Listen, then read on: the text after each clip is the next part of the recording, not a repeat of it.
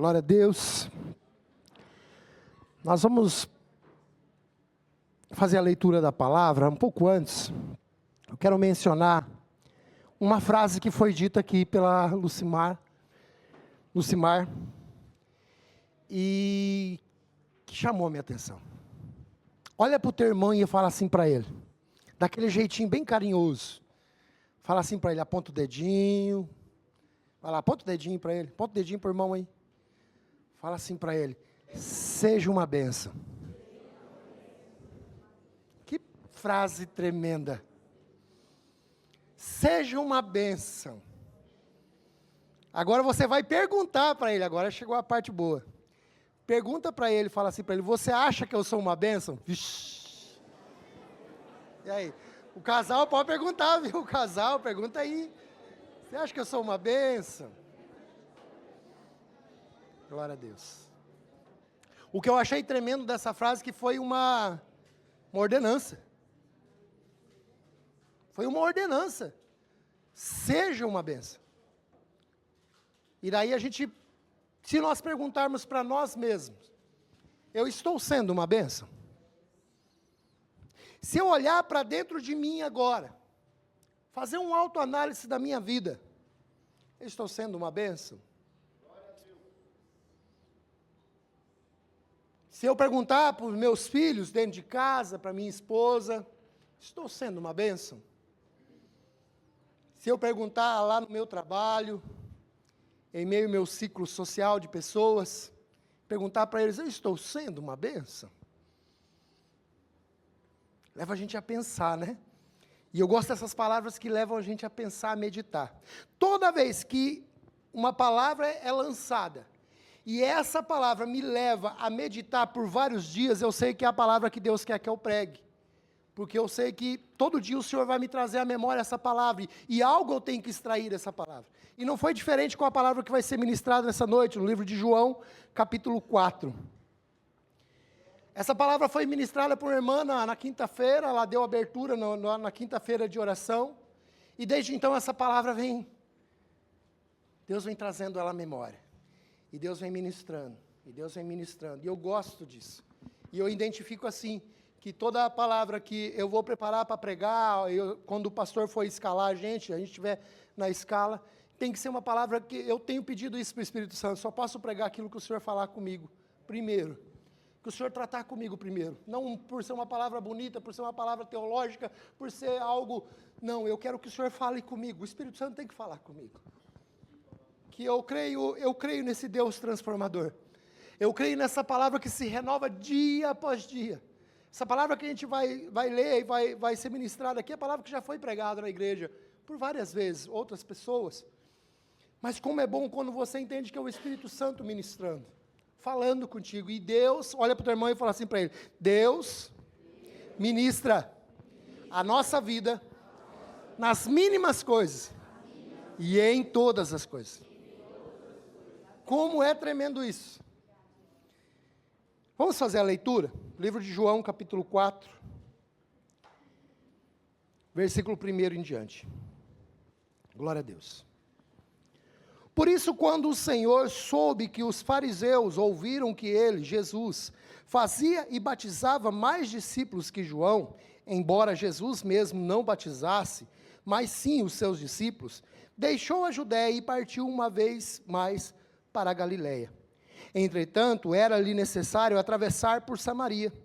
Assim chegou a uma cidade de Samaria, chamada Sicar, perto das terras que Jacó dera a seu filho Josué. Havia ali uma fonte de Jacó.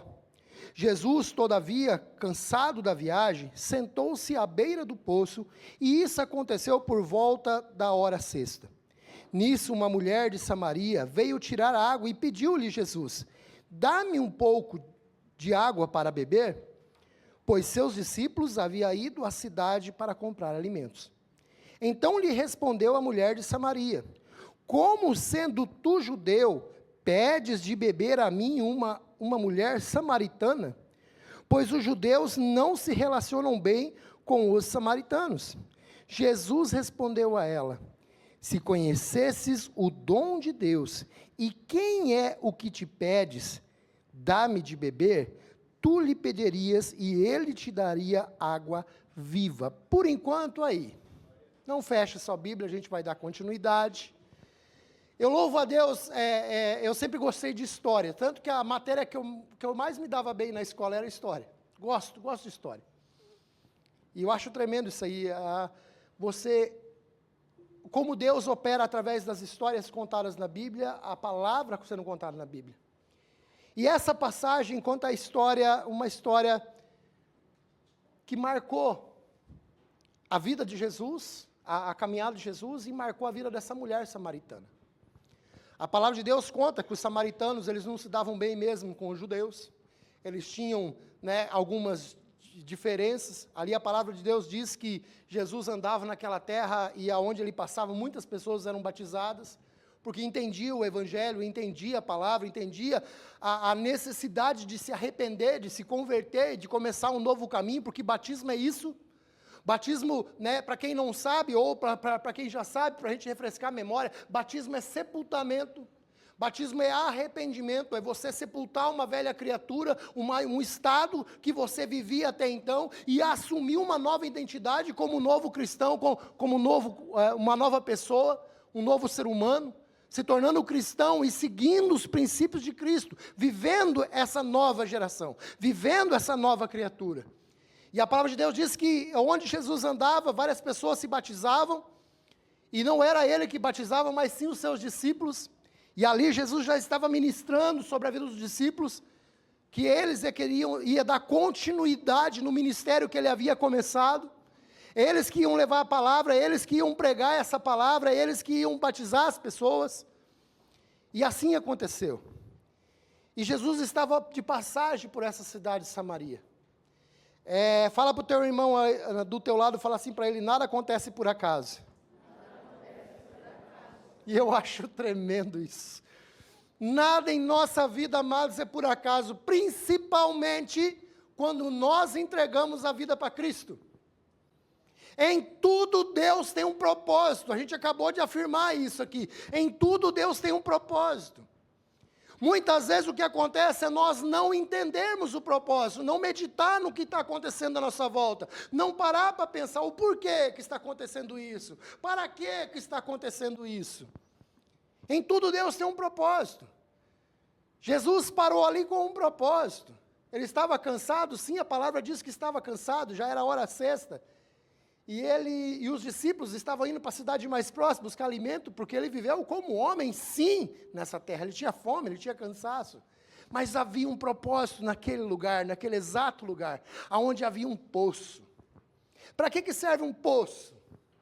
Hoje pouco se vê poço, cavado por homens, hoje é mais por máquinas, cavado poço artesiano. Mas antigamente existia muito.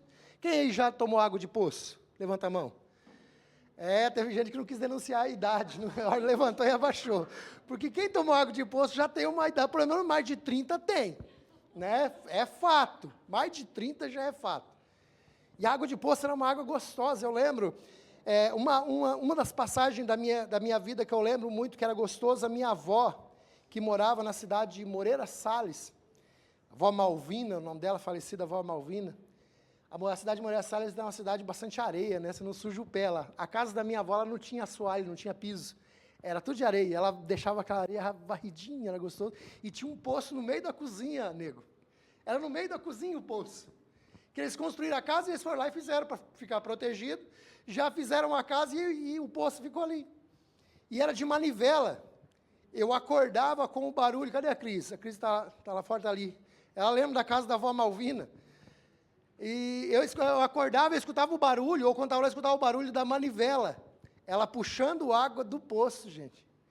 Eu achava tremendo aquilo. Que água gostosa. Eu enchia a barriga d'água o dia inteiro, só para tomar aquela água. E tinha um canequinho de alumínio, antigo, amassadinho. E como era gostoso tomar água daquele copinho. Era uma água como qualquer outra, mas aquele copinho de alumínio e aquele poço, a água para mim era diferente. E era gostoso. E tinha esse sacrifício. Quando ela ia lavar roupa, ela tirava vários baldes, não bastava só um. Tinha que tirar um balde, enchia a bacia. Tomar banho de bacia. Quem tomou banho de bacia aqui? Levanta a mão. Agora você entregou a tua idade, tem mais de 35. Já passou dos 40. Já tomou? Que bênção.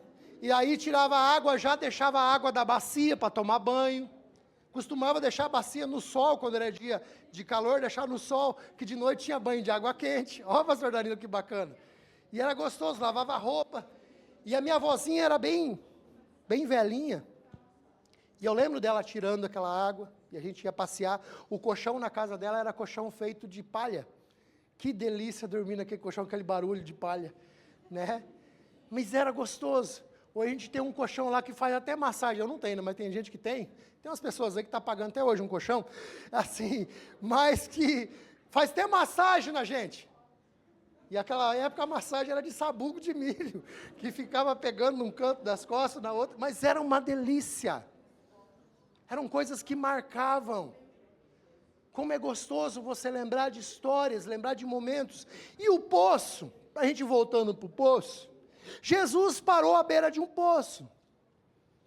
Esse poço, como todo outro, para sair a água dele, precisava que o quê? Que as pessoas tirassem a água. Jesus parou à beira daquele poço, o poço de Jacó, que foi dado para o povo de Samaria, foi deixado como herança para o povo de Samaria, foi ele que furou.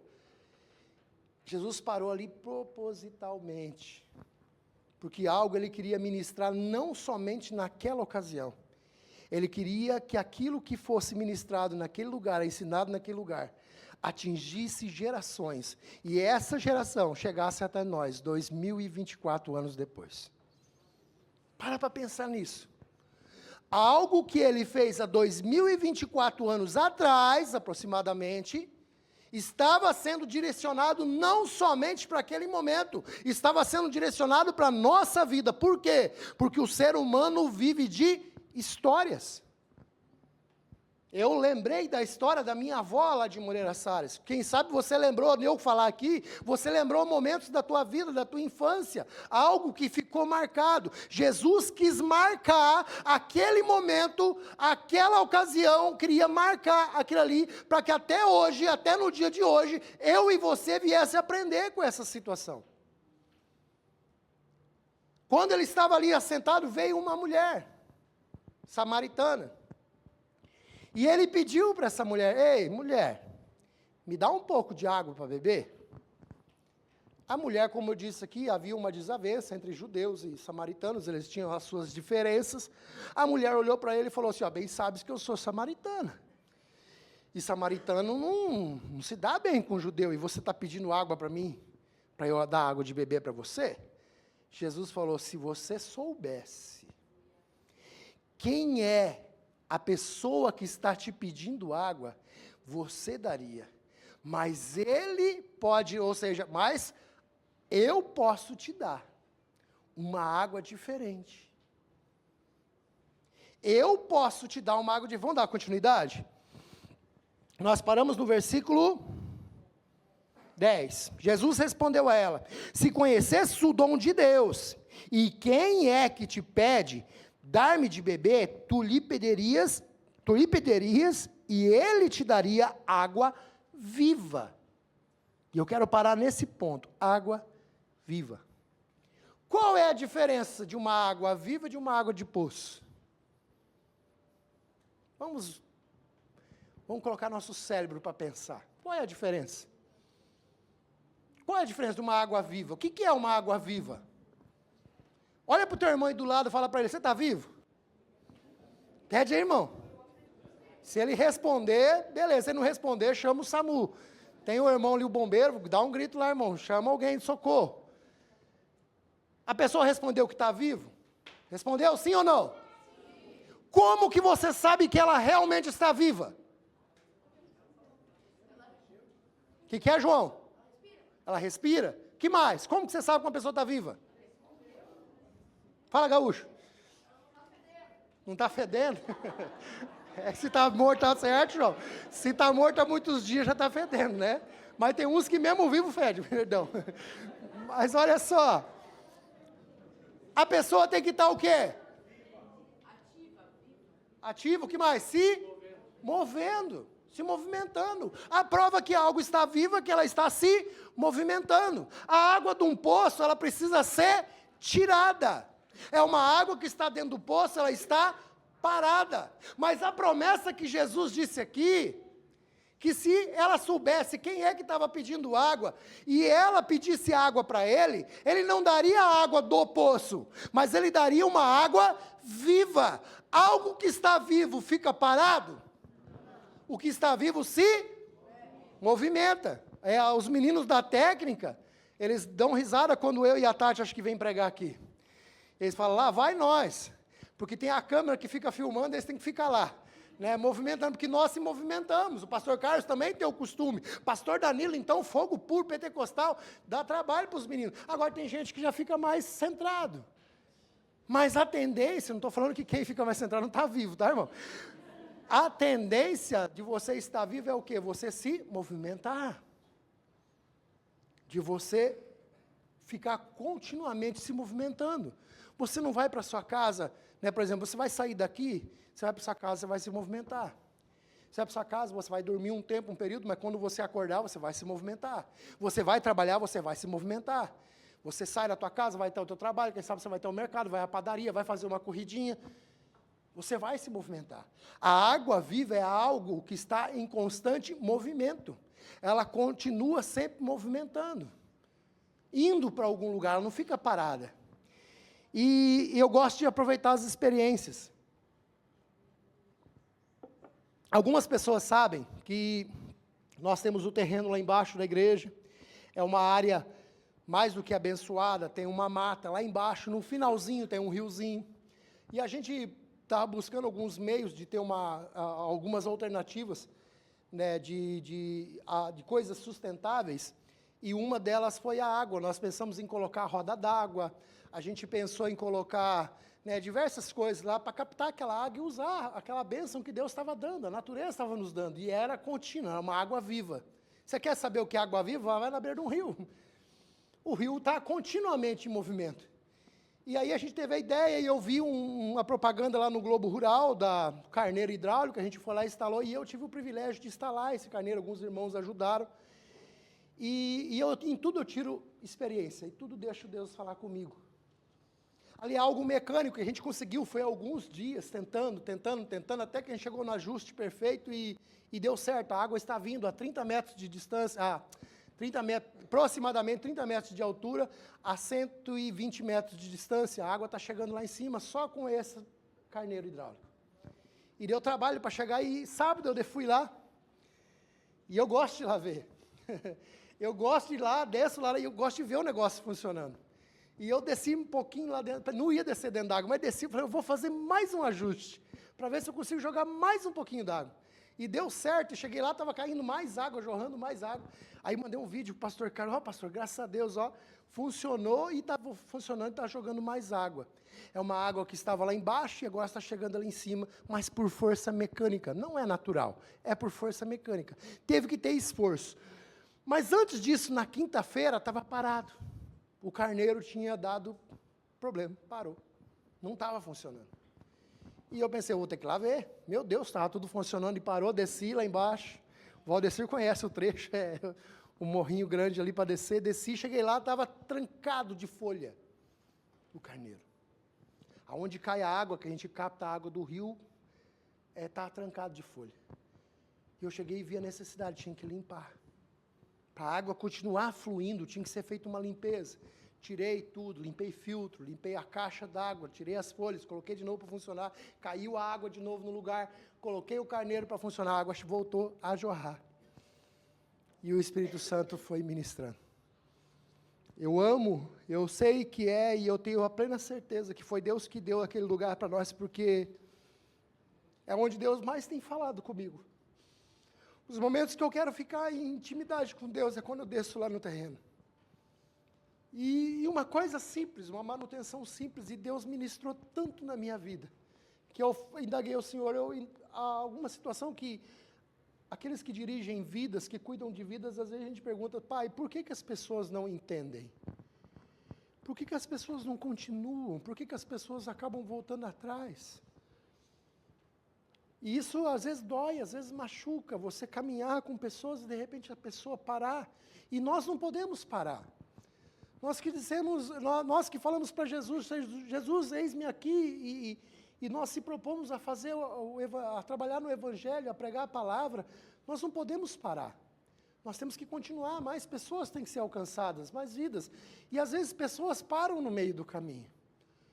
Eu costumo dizer para as pessoas que a gente atende, olha, se você parar, eu não posso parar.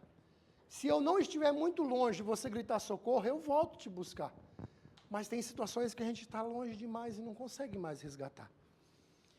E aí Deus, o Espírito Santo ministrou no meu coração, ele falou assim, como aquela fonte que você desceu lá embaixo e você teve que limpar ela. Você teve que fazer uma limpeza, você teve que fazer uma manutenção, assim é a tua vida e a vida de todos aqueles que você acompanha. Às vezes é preciso fazer uma limpeza, às vezes é preciso fazer porque Jesus prometeu em sua palavra, que Ele faria em nós uma fonte de água viva, que a gente vai ler um pouco à frente, que ia jorrar água para a vida eterna, ou seja, essa fonte é eterna, ela não para, ela não esgota, só que às vezes a água é impedido, o fluir é impedido por sujeiras, por situações que nós colocamos em nossas vidas. E às vezes é preciso parar, irmão, parar tudo, ir lá, tirar um tempo e fazer uma limpeza no meu coração, uma limpeza na minha vida, tirar o cisco, aquilo que está impedindo o agir de Deus, é necessário. Nós temos que entender que Deus nos criou para ser eternos, não para viver momentos, não para viver só um tempo na presença dEle, ser abençoado e depois que foi abençoado, acabou. Ou vim para a igreja para buscar um refrigério, porque eu estou com um problema no meu casamento, estou com um problema financeiro. Não, Deus não quer refrigério. Deus quer mudança de vida, transformação. Mas para que isso aconteça, tem que limpar. Mas para que isso aconteça, tem que ser tratado, tem que tirar. E ali o Espírito Santo ministrou no meu coração, eu falei, Senhor, obrigado, Senhor. Porque eu identifiquei em mim muita coisa ainda, alguns ciscos que estão impedindo o pleno fluir de Deus. E é preciso, amados, nós entendermos isso. Aquela mulher, ela apareceu ali por acaso? Não, Deus queria ministrar na vida dela e nas nossas vidas. E dando continuidade, versículo 11, indagou-lhe a mulher, Senhor, tu não tens com que pegar a água, e o poço é fundo, onde podes conseguir essa água viva? Ela não tinha entendido ainda. Ela achava que Jesus ia dar a água do poço para ela ainda. Às vezes nós custamos entender. Fala para o teu irmão aí do lado, às vezes a gente é cabeçudo. Às vezes nós somos cabeçudo, irmão. O que é cabeçudo? Às vezes a gente não entende de primeira, tem que ser de segunda, de terceira, de quarta. Então por isso a necessidade de se pregar a palavra, por isso a necessidade de ler a palavra, por isso a necessidade de ouvir a palavra, de ter louvores, adoração, porque às vezes eu não vou entender de primeira, mas de segunda eu entendo, ou quem sabe vai precisar umas 10 vezes, mas é preciso ouvir. E Jesus continuou falando com ela. Versículo 12, acaso tu és maior do que o nosso pai Jacó, que nos deu o poço do qual ele mesmo bebeu, e bem assim seus filhos e seu gado? Jesus afirmou-lhe, quem beber desta água, terá sede outra vez. Versículo 14, aquele porém, que beber da água que eu lhe der, nunca mais terá sede. Ao contrário, a água que eu lhe der, tornar-se-á nele uma fonte de água jorrando para a vida eterna. Uma fonte que jorra pela vida eterna, ela não acaba, ela não para. Ela continua. Só que assim, ele ministrou algo para essa mulher que é tremendo. Ele falou assim, aquele que beber dessa água aqui, desse poço, vai continuar tendo sede. Ele só vai saciar a sede dele, quando beber da água que eu der para ele. Em outras palavras. Nós, bate no teu peito e fala assim, nós, muitas vezes, estamos buscando saciar nossa sede em águas que não vão matar a sede. Quais são essas águas? Quais são essas águas? Que água é essa? Que eu ando bebendo e não mata a minha sede. Nós vivemos em dois estados, estado físico e estado espiritual. Tudo aquilo que você busca para saciar a tua sede física, você vai voltar a ter sede física. Jesus falava aqui de uma sede espiritual, de algo que somente Ele podia fazer, porque Ele era Deus, Ele agia em espírito e em verdade. Essa mulher comprovou-se, a gente vai ler agora um pouco à frente, que ela tinha uma sede. Pede para o teu irmão aí do lado de novo, qual é a sua sede? Nós temos sede, eu já tomei 3 vezes água aqui desde que eu comecei a pregar. Mas eu não estou falando somente da sede de água física. Eu estou falando da sede que nós temos como ser humano. A sede de um bom emprego, a sede de uma realização, a sede de um bom casamento, de um bom relacionamento, a sede de ser bem-sucedido, a sede de ter bens, a sede de ter uma casa, a sede de ter um carro, a sede que nós temos como homens, como mulheres, como ser humano. Sedes que o ser humano tem para se realizar, que nós achamos que é extremamente necessário para a nossa vida, para nós viver, não é assim? É extremamente necessário que eu tenha uma casa para morar, glória a Deus, é mesmo, mas não é extremamente, é necessário. Eu preciso ter uma casa, eu pago aluguel, eu tenho o desejo de ter uma casa e creio que Deus um dia vai preparar, mas isso não é uma necessidade extrema, é algo que eu preciso, mas não é extremo. Eu tenho um carro para andar, meu carro está com um problema, eu preciso consertar. É uma necessidade, eu tenho necessidade de consertar ele, mas não é uma que eu tenho perna para andar.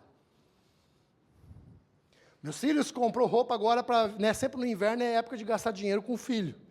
Os pais sempre usam aquela que está guardada no armário já há tempo, agora os filhos têm que comprar roupa nova. Era uma necessidade eles ter roupa nova, mas não era uma extrema necessidade, porque tinha roupa que ainda servia.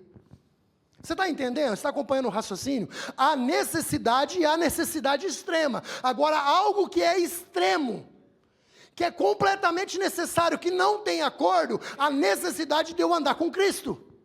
E isso sim é uma necessidade extrema. É de extrema necessidade eu ter aquele que me garante a vida eterna. Isso sim é de extrema necessidade. É aquilo que eu tenho que buscar com toda a minha força, com todo o meu querer. Porque uma casa eu posso juntar dinheiro, regularizar a minha vida, juntar dinheiro, tomar vergonha na cara para gastar mais e gastar menos, e fazer as coisas, ir lá e conquistar e construir, e amém. Um carro eu posso fazer a mesma coisa, roupa eu posso também fazer a mesma coisa. São necessidades que eu tenho, mas é só apertar um pouquinho que eu dou conta. Agora, a necessidade que eu tenho eterna, se eu fui criado para viver eternamente, a necessidade que eu tenho eterna, ela só pode ser saciada em um lugar, na presença de Deus. A palavra de Deus dá continuidade lá, fala assim, versículo 14. Aquele, porém, que beber da água que eu lhe der, nunca mais terá sede. Ao contrário, a água que eu lhe der, tornar-se-á nele uma fonte de águas jorrando para a vida eterna. A mulher lhe pediu, Senhor, dá-me dessa água, para que eu não tenha mais sede, e nem precise voltar aqui para tirar água. Ela ainda não entendeu. Ela pediu, ela viu que aquela água era boa, mas ela ainda não entendeu. E Jesus continua. A mulher, versículo 15, né? A mulher pediu, Senhor, dá-me dessa água, para que eu não tenha mais sede, nem precise voltar aqui para tirar água. Pediu-lhe Jesus, vai, chama teu marido e volta aqui. Confessou-lhe a mulher, presta atenção. Confessou-lhe a mulher, não tenho marido. Replicou-lhe Jesus, respondestes acertadamente, ao dizer que não tendes marido. Pois 5 maridos já tivesses, e este homem com quem tu agora vives não é teu marido. quanto a isto falastes a verdade. Reconheceu a mulher: Senhor, eu percebo que tu és profeta. Qual era a sede dessa mulher? Pensa aí, qual era a sede dela? Ela estava vivendo já no 6º relacionamento, porque 5 maridos ela já tinha tido, e não estava com ele. E estava no 6º relacionamento com um homem que nem marido dela era. Essa mulher poderia ter vários tipos de sede, de carência, de carinho, de atenção, e ela tentou por 5 vezes e não conseguiu. A gente não pode também apontar o dedo, porque Jesus não apontou nenhuma vez apontou o dedo para ela, certo? Só falou: ó, você respondeu com sinceridade, com verdade, acertadamente, você respondeu que não tem marido. Porque 5 você já teve. E o que você está agora não é o seu. E ela reconheceu que ele era profeta. Por que reconheceu? Ele não conhecia ela. Ele não era uma pessoa que tinha relacionamento com ela, que conviveu com ela, mas ele sabia tudo a respeito dela. Fala para o teu irmão do lado: Jesus sabe tudo a teu respeito. Principalmente do que você tem sede. Jesus sabe do que eu tenho sede. Essa mulher tinha sede de, quem sabe, de ser feliz ao lado de alguém. Tanto que ela tentou 5 vezes. Não sei se ela tentou da maneira certa, se o problema estava nela ou estava nos outros 6, né? Há uma porcentagem, a gente tem que parar para analisar. Será que o problema era os maridos? Era ela. 6 vezes ela tentou. Será que 6 vezes ela teve a mão, o dedo podre, que nem diz o outro, né? De escolher maridos errados? Ou será que o problema estava nela? Ela tinha uma sede, só que essa sede ela não conseguia saciar, tanto que ela já estava com outro homem que nem marido era, e ela estava vivendo com ele. Ela tinha uma sede que não conseguia saciar, e é a sede que nós temos no mundo. Hoje você pode ter uma casa, e essa sede você vai dedicar para isso, mas amanhã você vai ter sede de aumentar essa casa, e amanhã você vai ter um carro. Só que depois da manhã você vai ter a sede de trocar de carro, ter um carro melhor. Isso é errado? Não é, porque é uma sede que nós temos sim, nós queremos ser bem-sucedidos, só que é uma sede que não sacia, que sempre você vai querer mais. O ser humano é assim, ele quer mais. Mas quando eu entendo o que Jesus estava propondo para essa mulher, não era uma sede, saciar a sede física dela, mas saciar a sede espiritual que ela tinha, a necessidade espiritual que ela tinha. Ele queria dar uma fonte para ela, que toda vez que ela acessasse essa fonte, ela seria saciada. Qual era essa fonte? Vamos entender um pouco à frente. Reconheceu a mulher: Senhor, eu percebo que tu és um profeta. Nossos pais adoravam sobre este monte, mas vós, judeus, dizeis que Jerusalém é o lugar onde se deve adorar. Declarou Jesus a ela: mulher, podes crer-me, está próximo a hora, quando nem neste monte e nem em Jerusalém adorareis o Pai. Vós adorais o que não conheceis. Nós adoramos o que conhecemos, porque a salvação vem dos judeus. Mas a hora está chegando, e de fato já chegou, em que os verdadeiros adoradores adorarão em espírito e em verdade. Ponto. Essa mulher idolatrava ter um casamento, idolatrava ter uma vida, porque ela tentou por 5 vezes e não desistiu, ela continuou. Ela poderia ter parado no primeiro, no segundo, não sei. Ou ela poderia ter feito dar certo, lutado no primeiro casamento. Muitas vezes é fácil, amado, você abrir mão das coisas porque você não quer lutar, ei. Mas o problema está claro aqui que não era os maridos, era ela estava trocando, tentando saciar essa sede. Mas de uma coisa essa mulher teve virtude, ela falou a verdade. E aqui na frente, daí ela indagou, porque os judeus diziam que só lá em Jerusalém que podia adorar. E daí Jesus falou assim: a salvação vem dos judeus, e realmente veio, a salvação veio dos judeus, ele era judeu. Mas ele falou algo que é fundamental para a minha vida e para a tua vida, para que essa sede que nós temos dentro de nós, ela venha a ser saciada. A palavra diz que Deus procura quem? Os verdadeiros adoradores, que adoram em espírito e em verdade. Eu tenho apresentado a minha verdade para Deus? eu tenho abrido o meu coração e falado para o Senhor verdadeiramente o que está acontecendo comigo, Ele conhece. A palavra de Deus aqui é clara, Jesus já sabia a história da mulher antes dele conversar com ela. Jesus sabe toda a tua história, sabe quem você é, sabe o que você precisa, o que necessita, o que você faz de certo e errado, Ele sabe, Ele sabe. E muitas vezes eu e você se apresentamos para Jesus como? De forma mentirosa, omitindo o que realmente eu sou, omitindo o que verdadeiramente eu preciso. Não tem como Deus fazer jorrar em mim uma fonte de água viva, que leva para a vida eterna, se eu não vivo uma verdade, eu tenho vivido uma mentira.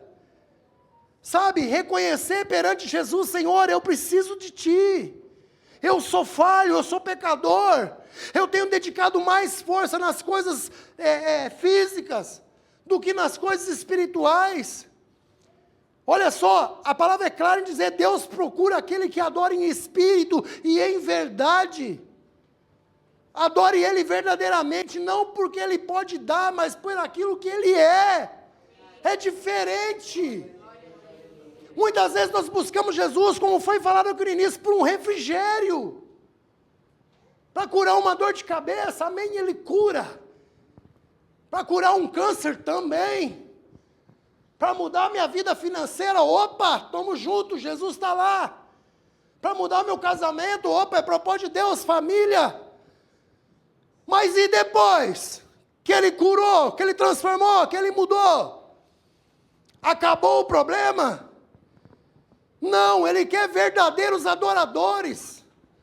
Que busca Ele com toda a tua força, com todo o teu ser, porque aí a tua vida está garantida, você não vai voltar até Ele com a mesma sede. Essa mulher queria beber água, para não ter que voltar de novo no poço. Ela só queria uma forma de não ter que voltar todo dia no poço tirar água, mas ela não entendeu qual era a sede que Jesus ia matar, para que ela não voltasse de novo a cometer os mesmos erros, ter as mesmas atitudes, viver os mesmos problemas. Não, Jesus queria saciar a sede dela eternamente, para que ela vivesse livre daquela situação, livre daquele problema. Não adianta nada, amados, eu querer Jesus, mas não querer andar com Ele. A palavra de Deus fala a respeito da história do jovem rico, que falou que queria Jesus, falou para Jesus, Jesus, o que eu faço para ir para o reino dos céus? Jesus falou para ele, olha, você tem obedecido os mandamentos? Sim, obedeço todo, honro pai e mãe, adoro a Deus sobre todas as coisas, tudo faz. Ah, te falta uma coisa para fazer, meu jovem. O que falta, Jesus? Vende tudo o que você tem, reparte com os pobres e me segue. A palavra de Deus diz que ele ficou triste, que ele parou de seguir Jesus. Ele mesmo demonstrou que ele não estava interessado no reino dos céus, ele estava interessado no que ele vivia na terra, ele queria comprar uma passagem para o céu. Mas quando falou para ele abrir mão daquilo que ele mais valorizava, que era o dinheiro, ele entristeceu. O que realmente tem valor na minha vida e na tua? Será que é o que Deus pode nos dar? Mas Ele pode, e Ele dá. Nós servimos um Deus abençoador. A palavra de Deus diz assim, nós sendo falhos, se um filho pedir, nós não vamos dar uma serpente, nós vamos dar pão para ele. Quanto mais o Deus que está no céu, que não é falho, Ele pode nos dar tudo aquilo que nós pedimos, mas Ele não quer que nós estejamos perto dEle só por aquilo que nós pedimos. Ele quer que nós estejamos perto dEle porque nós o amamos, porque nós entendemos que Ele é Deus, que Ele é Senhor. É por isso que Ele me quer aqui, é por isso que Ele te quer aqui. É por isso que é necessário você orar, você buscar, você jejuar, você ler a palavra para conhecer quem é esse Deus. Hoje Deus pode saciar a tua sede. Ele tem saciado a minha. E eu creio que ainda há muitas coisas que precisam ser transformadas e mudadas, e muitas coisas que precisam ser saciadas. Mas além de tudo isso, acima de tudo isso, do que Ele pode fazer na minha vida, eu quero continuar adorando Ele. Eu quero continuar glorificando Ele, porque eu sei que Ele é na minha vida. Entenda quem Jesus é na tua vida. Entregar a vida para Jesus, amado, isso é o primeiro passo, e é fácil. Quem não quer entregar a vida para quem me amou primeiro? Mas seguir a caminhada com Ele é entender quem Ele é, e o que Ele pode te dar. Se coloque de pé em nome de Jesus.